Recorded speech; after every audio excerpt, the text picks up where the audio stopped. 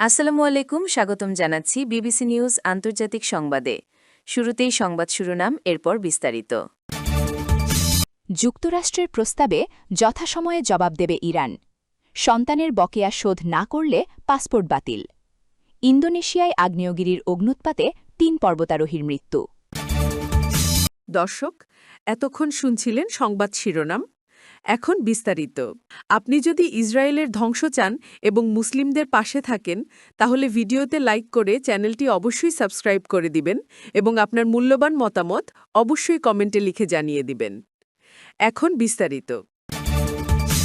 আন্তর্জাতিক কূটনৈতিক অঙ্গনে নতুন করে আলোচনার জন্ম দিয়েছে ইরানের সাম্প্রতিক মন্তব্য। দেশটি জানিয়েছে যুক্তরাষ্ট্রের দেওয়া প্রস্তাবের বিষয়ে তারা যথাসময়ে আনুষ্ঠানিক জবাব দেবে।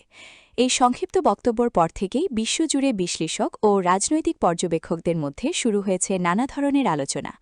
কারণ দীর্ঘদিন ধরেই দুই দেশের সম্পর্ক বিশ্ব রাজনীতি ও অর্থনীতিতে গুরুত্বপূর্ণ প্রভাব ফেলে আসছে। আন্তর্জাতিক সংবাদমাধ্যমগুলোর তথ্য অনুযায়ী সাম্প্রতিক সময়ে বিভিন্ন কূটনৈতিক চ্যানেলের মাধ্যমে কয়েক দফা আলোচনা হয়েছে, যেখানে আঞ্চলিক স্থিতিশীলতা, অর্থনৈতিক সহযোগিতা এবং ভবিষ্যৎ সম্পর্ক নিয়ে নানা বিষয় উঠে এসেছে। বিশ্লেষকরা মনে করছেন বর্তমান বৈশ্বিক অর্থনৈতিক পরিস্থিতি এবং জ্বালানি বাজারের পরিবর্তনের কারণে উভয় পক্ষই এখন অনেক বেশি সতর্ক ও হিসাব করে এগোতে চাইছে। বিশেষ করে মধ্যপ্রাচ্য অঞ্চলের স্থিতিশীলতা বিশ্ববাজারের জন্য অত্যন্ত গুরুত্বপূর্ণ হওয়ায় আন্তর্জাতিক মহলও এই পরিস্থিতির দিকে গভীর নজর রাখছে। অনেকে বলছেন ইরানের যথাসময়ে জবাব দেওয়ার বক্তব্য আসলে একটি কৌশলগত বার্তা, যার মাধ্যমে তারা আলোচনায় নিজেদের অবস্থানকে আরও শক্তভাবে তুলে ধরতে চায়। একই সঙ্গে বিশেষজ্ঞরা এটাও বলছেন যে বর্তমান সময়ে বড় বড় আন্তর্জাতিক সংকটের সমাধানে কূটনৈতিক সংলাপই সবচেয়ে কার্যকর উপায় হয়ে উঠছে। এদিকে সাধারণ মানুষের মধ্যেও বিষয়টি নিয়ে আগ্রহ তৈরি হয়েছে, কারণ দুই দেশের সম্পর্কের যে কোনো পরিবর্তন জ্বালানি, বাণিজ্য এবং আন্তর্জাতিক বিনিয়োগের উপর সরাসরি প্রভাব ফেলতে পারে। সামাজিক যোগাযোগ মাধ্যমেও এ নিয়ে ব্যাপক আলোচনা চলছে। কেউ বলছেন শান্তিপূর্ণ আলোচনা বিশ্ব পরিস্থিতিকে স্থিতিশীল করতে সাহায্য করবে, আবার কেউ মনে করছেন চূড়ান্ত সিদ্ধান্তের আগে আরও কয়েক দফা আলোচনা হতে পারে। আন্তর্জাতিক সম্পর্ক বিশ্লেষকদের মতে এখনকার বিশ্ব রাজনীতিতে শুধু সামরিক বা রাজনৈতিক বিষয় নয়, অর্থনৈতিক বাস্তবতাও বড় ভূমিকা রাখছে। ফলে যে কোনো সিদ্ধান্ত নেওয়ার আগে উভয় পক্ষই দীর্ঘমেয়াদী প্রভাব বিবেচনা করছে। ভবিষ্যতে নতুন কোনো কূটনৈতিক বৈঠক বা সমঝোতার সম্ভাবনাও উড়িয়ে দিচ্ছেন না বিশেষজ্ঞরা। পরিবার ও সামাজিক দায়বদ্ধতা নিয়ে নতুন করে আলোচনায় এসেছে একটি গুরুত্বপূর্ণ সিদ্ধান্ত, যেখানে বলা হয়েছে সন্তানের বকেয়া ভরণপোষণ বা নির্ধারিত আর্থিক দায় পরিশোধ না করলে সংশ্লিষ্ট ব্যক্তির পাসপোর্ট বাতিল করা হতে পারে। বিষয়টি প্রকাশে আসার পর থেকেই বিভিন্ন মহলে শুরু হয়েছে আলোচনা ও মতবিনিময়। সংশ্লিষ্ট সূত্রগুলো বলছে দীর্ঘদিন ধরে অনেক পরিবার, বিশেষ করে শিশুদের আর্থিক নিরাপত্তা নিশ্চিত করতে নানা সমস্যার মুখোমুখি হচ্ছিল। অনেক ক্ষেত্রেই দেখা যায় পরিবার ভেঙে যাওয়ার পর সন্তানের ক্রয়জহীয় ব্যয় নিয়মিতভাবে পরিশোধ করা হয় না, যার ফলে শিশুর শিক্ষা, স্বাস্থ্য এবং দৈনন্দিন জীবনযাত্রায় নেতিবাচক প্রভাব পড়ে। এই পরিস্থিতি মোকাবেলায় কঠোর প্রশাসনিক পদক্ষেপ নেয়ার চিন্তা করা হচ্ছে বলে জানা গেছে। সমাজবিজ্ঞানীরা বলছেন একটি শিশুর সুস্থ ও নিরাপদ ভবিষ্যৎ নিশ্চিত করতে পারিবারিক দায়িত্ব অত্যন্ত গুরুত্বপূর্ণ। তারা মনে করেন শুধু আইন নয়, সামাজিক সচেতনতাও এখানে বড় ভূমিকা রাখে।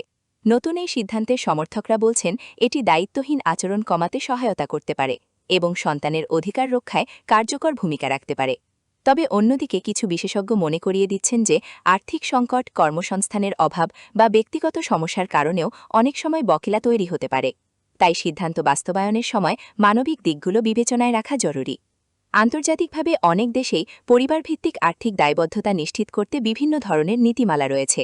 কোথাও ব্যাংক অ্যাকাউন্ট সীমিত করা হয়, আবার কোথাও ভ্রমণ সংক্রান্ত বিধিনিষেধ আরোপ করা হয়। সামাজিক যোগাযোগ মাধ্যমেও এ নিয়ে মিশ্র প্রতিক্রিয়া দেখা যাচ্ছে। কেউ বলছেন শিশুদের অধিকার নিশ্চিত করতে কঠোর নীতি দরকার, আবার কেউ বলছেন আলোচনার মাধ্যমে সমাধানই সবচেয়ে ভালো পথ। তবে একটি বিষয়ে সবাই একমত, সন্তানের ভবিষ্যৎ নিরাপদ রাখা পরিবার ও সমাজ উভয়ের দায়িত্ব। বর্তমান সময়ে পারিবারিক সম্পর্ক ও সামাজিক কাঠামো দ্রুত পরিবর্তিত হচ্ছে, ফলে এ ধরনের নীতিগত আলোচনা আরও গুরুত্ব পাচ্ছে।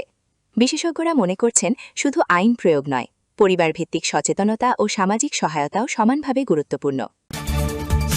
ইন্দোনেশিয়ায় একটি আগ্নেয়গিরির অগ্ন্যুৎপাতের ঘটনায় ৩ পর্বতারোহীর মৃত্যুর খবর আন্তর্জাতিক সংবাদ মাধ্যমে প্রকাশিত হওয়ার পর বিশ্বজুড়ে উদ্বেগ তৈরি হয়েছে।